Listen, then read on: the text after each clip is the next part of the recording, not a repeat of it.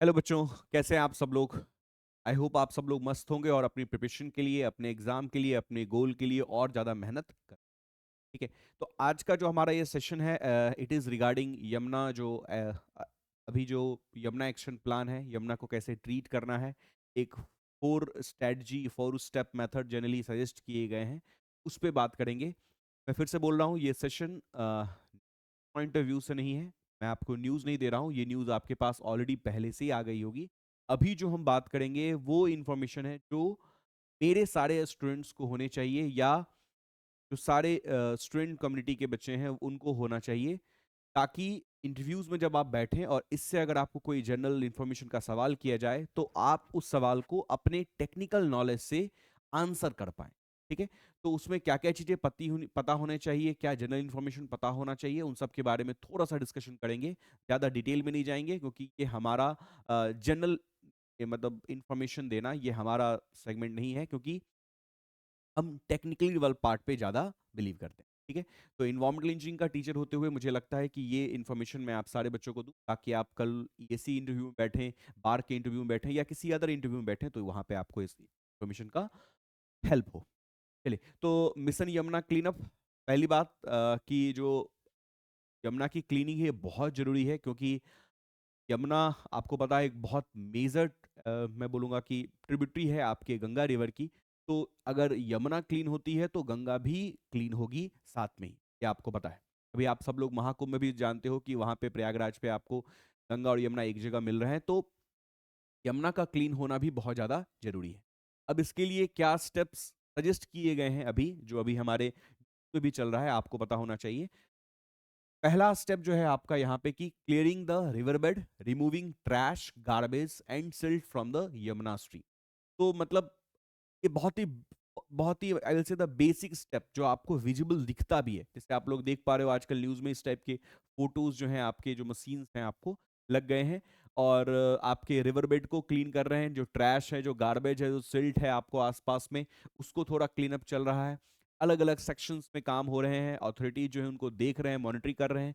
तो ये एक सबसे पहला स्टेप जो एज ए लोकल कम्युनिटी भी आपको विजिबल दिख रहा होगा कि हाँ, अगर कहीं से कचरा निकाल दिया गया, गार्बेज निकाल दिया गया, फ्लोटिंग ऑब्जेक्ट्स निकाल दिए गए, तो रिवर आपको साफ तो दिखने लगती है, एटलीस्ट वो एरिया साफ दिखने लगता है। ये चीजें आपको ऑन ग्राउंड भी होते हो, मतलब स्टार्ट हो गई है। तो ये आपका पहला स्टेप है जो किया जा सकता है और किया मतलब सजेस्ट किया गया है।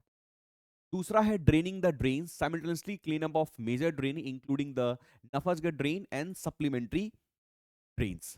अब ये एक बहुत इंपॉर्टेंट पॉइंट है, समझिएगा। जैसे मैंने आपसे बोला ना कि यमुना का क्लीन होना बहुत जरूरी है अगर आप गंगा को क्लीन करना चाह रहे हैं। वैसे ही यमुना में जो ड्रेन्स गिर रहे हैं, जैसे आप लोगों ने एज ए दिल्ली, जो दिल्ली से जुड़े होंगे या दिल्ली के आसपास वाले, नफजगढ़ ड्रेन के बारे में बहुत सुने हो। ठीक है, देखे भी होंगे, विजुअली देखे भी होंगे, कई बार स्मेल भी गंदा करता है वो आपको बहुत ज्यादा। तो ये जो ड्रेन है ये बहुत इंपॉर्टेंट ड्रेन है। मैं आपको इस ड्रेन का एक बार थोड़ा सा गूगल इंफॉर्मेशन के थ्रू मैं आपको बताता हूँ। ये देखो आपका, ये है यमुना जी आपको, और ये है आपका पूरा ड्रेन। देख रहे हो, ऑलमोस्ट पूरे दिल्ली को बांट रहा है। आपका हरियाणा से लेके आप देखो तो पूरा आपका दिल्ली के बीच से गुजर रहा है आपको। बहुत इंपॉर्टेंट ड्रेन है, मेजर ड्रेन है। और यमुना में देखा जाता है तो मतलब जो अकॉर्डिंग टू डाटा अगर मैं बात करूं, तो जो यहाँ पे लिखा है कि 50 to 60% जो है आपका, वो यही कर रहा होता है पोल्यूशन। ये डाटा कहीं पे मेंशन भी होगा।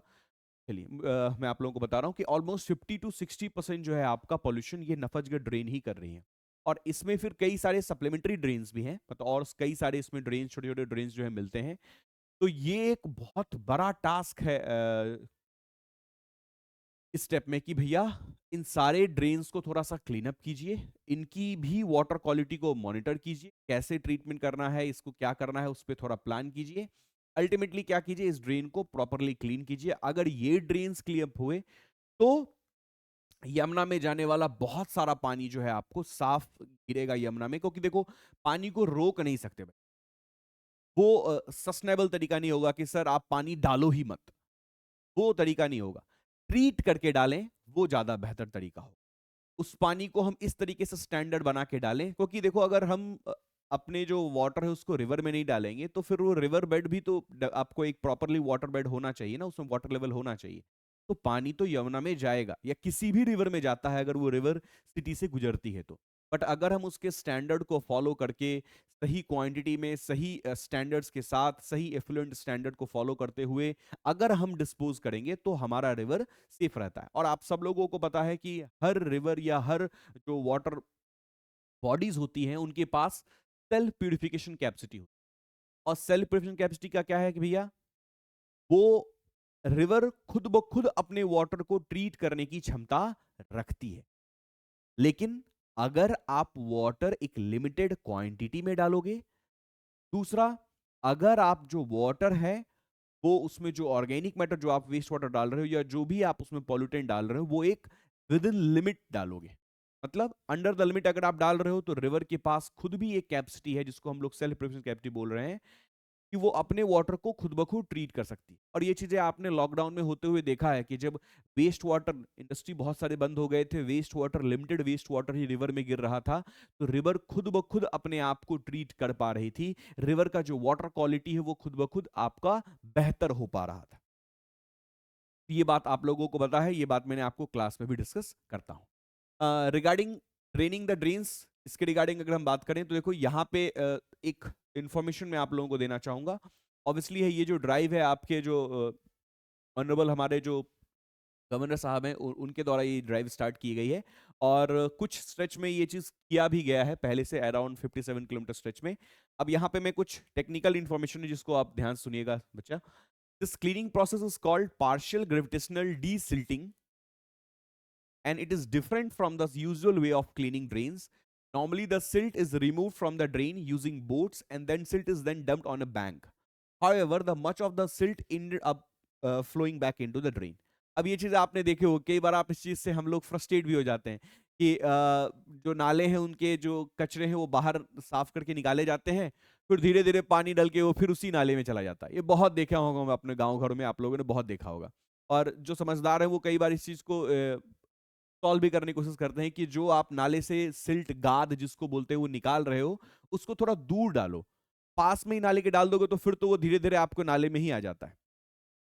तो ये ना करते हुए यही चीज सेम रिवर में भी फॉलो होती है, रिवर में भी इसको हम बोलते हैं, लेकिन ये चीज उतना इफेक्टिव मेथड नहीं है। इट्स लाइक आप बार बार बस पैसा बना रहे हो, ठीक है ना, मतलब उसका ऑन ग्राउंड बहुत ज्यादा आपको इंपैक्ट पड़ता नहीं है। इट्स लाइक आप तालाब से वीड निकाले, मतलब जो आपकी जंगली होती है वो निकाले और फिर उसका कुछ वहीं पे छोड़ दिए साइड में, तो फिर धीरे धीरे आपका ग्रो ही कर जाता है वो, तो ज्यादा वक्त नहीं लगता फिर से ग्रो होने में। इसकी जगह पे हम लोग क्या टेक्निक यूज कर रहे हैं in this the new method, the flowing water in the drain is used to help remove the silt. Special floating equipment with tools like raker and spikes is used. मतलब basically क्या कर रहे हैं ना हम लोग यहाँ पे कि हम उस सिल्ट को निकाल नहीं रहे हैं, हम रिवर के फ्लो को ही यूज कर रहे हैं या ड्रेन्स के फ्लो को ही यूज कर रहे हैं।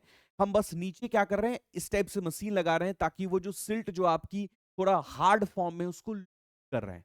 आप समझो इट्स लाइक कि फ्लड के टाइम में कैसे बहुत सारा जो गाद होता है, बहुत सारी जो सिल्ट होती है पानी के साथ फ्लो के साथ निकल जाती है ना। यस एग्जैक्टली हम उसी चीज को यूज कर रहे हैं, लेकिन फ्लड के टाइम में तो टर्बुलेंस आया हुआ रहता है, वो तो नेचुरल प्रोसेस है, आपकी टर्बुलेंस आ जाती है। यहां हम वो सिल्ट को लूज करके जो मिट्टी आपकी है, जो आपके गाद है उसको लूज कर रहे हैं विद द मशीन, ताकि रिवर में आपको उस टाइम सस्पेंडेड सॉलिड कॉन्सेंट्रेशन है वो बढ़ जाएगी।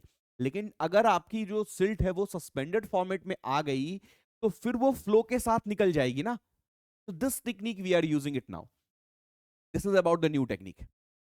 Like raker and spikes is used, these tools stir and loosen the thick silt, sting करेगा और आपके जो थिक सिल्ट है उनको ये लूज करेगा। The loosen silt is then carried away naturally by the flow of water which helps clean the drain without physically removing all the silt and without it coming back into the drain.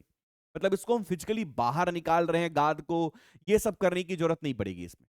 Are you getting my point? तो इससे क्या है, river का एक flow भी maintain हो जाएगा और जो आपका जो एक्स्ट्रा वहां पे गाद आ गया है जिसकी वजह से आपको प्रॉब्लम आ रही है वो चीजें भी आपकी सॉर्ट आउट हो गई। और ये वापस से फिर से आने वाला है भी नहीं, जो हम साइड में रख देते थे फिर वापस से वो आ जाता था फ्लड के टाइम में, ये सब चीज भी नहीं होने वाली। तो ये चीजें आपने फ्लड के टाइम में फील किया होगा कि कोई रिवर जो है थोड़ी सी अजीब सी गाद एकदम आ गई है, लेकिन जब फ्लड आती है तो एकदम स्मूथ फ्लो करने लगती है, क्योंकि फ्लड के टाइम में एक्स्ट्रा डिस्चार्ज आया, एक्स्ट्रा आपको टर्बुलेंस आया, और वो क्या करता है, जो भी आपकी लूज जो सिल्ट हैं उन सबको लूज करके नीचे जो गाद है उनको अपने साथ फ्लो करके आगे बढ़ा देता है। तो रिवर आपको कई बार बोलते हैं कि साल में एक बार रिवर में मैक्सिमम डिस्चार्ज तो आ जानी चाहिए, तब मजा है। ठीक है, अब ये थी हमारी थर्ड जो स्टेप्स लिए गए हैं उसके रिगार्डिंग। और this method is cost effective, sustainable भी है, and it was inspired by the governor experience. जो हमारे गवर्नर जी गए थे, ड्रेजिंग देखा था उन्होंने पोर्ट ऑफ गुजरात का, वहीं से उन्होंने वो चीज लेके आए, मतलब एक्सपीरियंस जो बोल सकते हैं कि इंस्पायरेशन वाला पार्ट, या बोल सकते हो टेक्निक जो है वो उन्होंने को यहीं से दिमाग में आया ये बात कि पोर्ट्स ऑफ गुजरात में या जनरली किसी भी पोर्ट के पास आप देखोगे ये चीज ड्रेजिंग होती है, जहां नीचे की मिट्टी क्या करते हैं, लूज करके फिर उसको काम करते हैं। अब ये था हमारा थर्ड। कुछ पिक्चर्स में आपको दिखा रहा हूँ, जिसमें मैंने आपको बोला कुछ अराउंड 50 किलोमीटर स्ट्रेच पे काम हुए हैं, और ये मुझे जो गवर्नमेंट वेबसाइट है नफजगढ़ ड्रेन की, पे ये कुछ पिक्चर्स मुझे मिले हैं जो मैं आपको शो कर रहा हूँ। तो ये देखिए आपका, ये जो पिक्चर्स, ये आपके नफजगढ़ ड्रेन का जो आपका ऑफिशियल जो है गवर्नमेंट की साइट, उस वहां से ली गई। ठीक है, तो ये देखिए आपके, ये बिफोर वाले पिक्चर्स हैं, फिर आफ्टर्स वाले भी आपको पिक्चर्स हैं, ये आपके बस देखने के लिए, समझने के लिए है। नेक्स्ट, अच्छा ये तो हमारा दूसरा पॉइंट है ना, ये थर्ड नहीं था, नंबरिंग गलत की है। अब तीसरे पे आते हैं। तीसरा जो सबसे बड़ा इंपॉर्टेंट पॉइंट है कि हमारे पास कई सारे एसटीपी हैं, दिल्ली में बहुत सारे एसटीपी हैं। अराउंड अगर देखें तो अराउंड जो डाटा मेरे पास है वो 40 के आसपास आपको एसटीपी हैं। अब उसमें से कई एसटीपी हैं जो अपनी जो डिजाइन कैपेसिटी है उस पर वर्क नहीं कर, या अगर वर्क कर भी रही है तो सही इफिशियंट तरीके से वर्क नहीं कर। और इसका नतीजा क्या होगा? इसका नतीजा दो होगा। अगर आपकी जो एसटीपी है वो डिजाइन रेट पे नहीं कर रही, मतलब वो कम वाटर, कम सीवेज वाटर वो ट्रीट कर रही है, पहली बात ये, विच इज नॉट गुड। जब हमारे पास कैपेसिटी है तो उसको यूज करनी चाहिए और प्रॉपरली यूज करनी चाहिए। दूसरी बात, कुछ एसटीपी जो है जो इफिशियंटली वर्क नहीं कर रहे।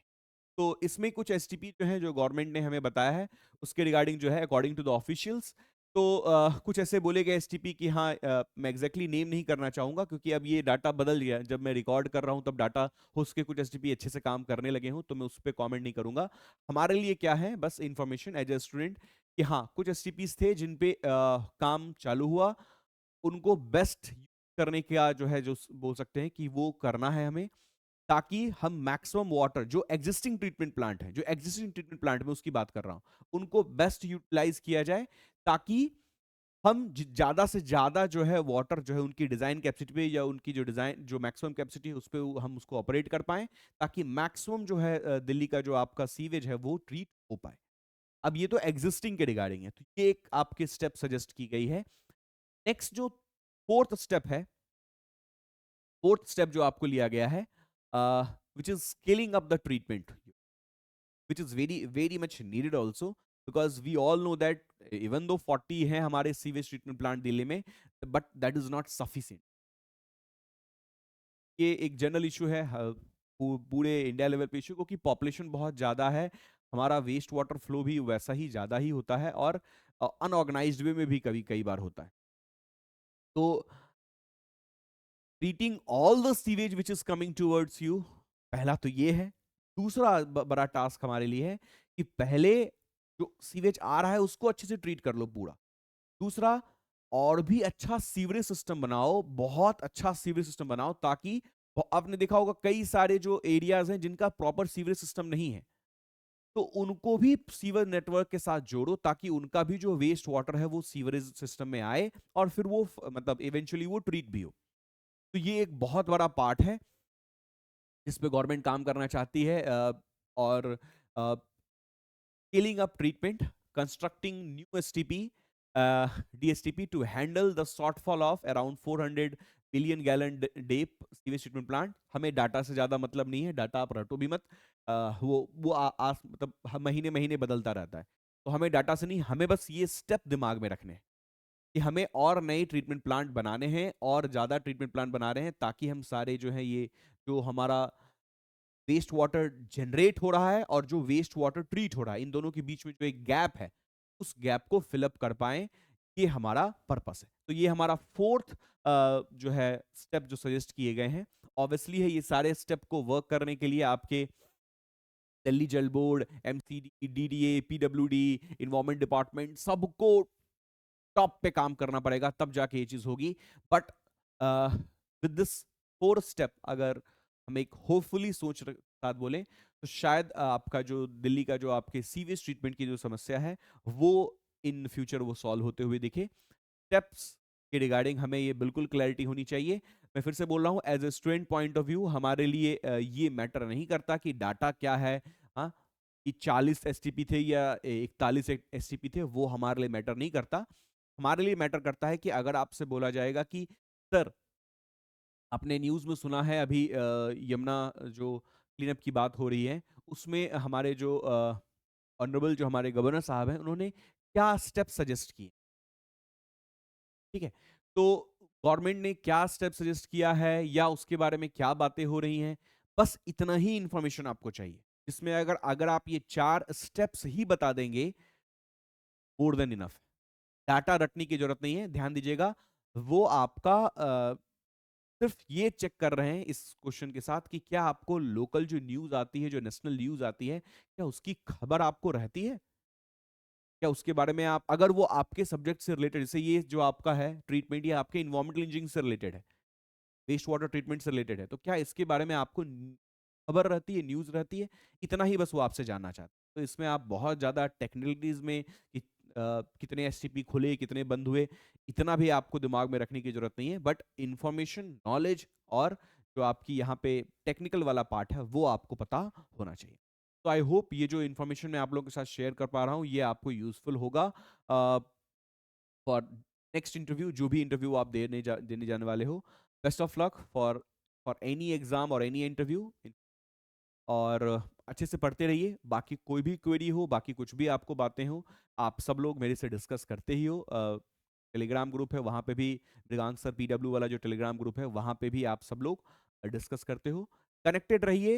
इंटरव्यूज जो भी, मतलब ऐसा नहीं कि एग्जाम हमने आपको अच्छा स्कोर करवा दिया तो हमारा काम खत्म हो गया, नहीं।